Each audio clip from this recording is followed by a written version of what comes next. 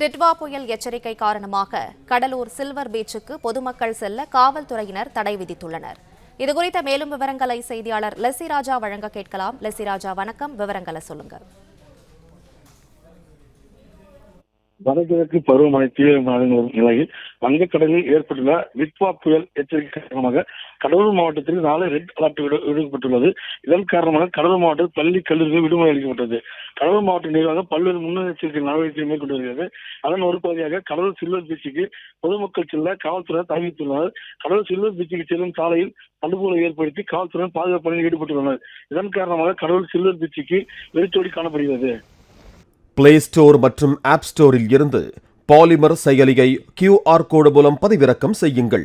செய்திகளை உடனுக்குடன் பெறுங்கள்.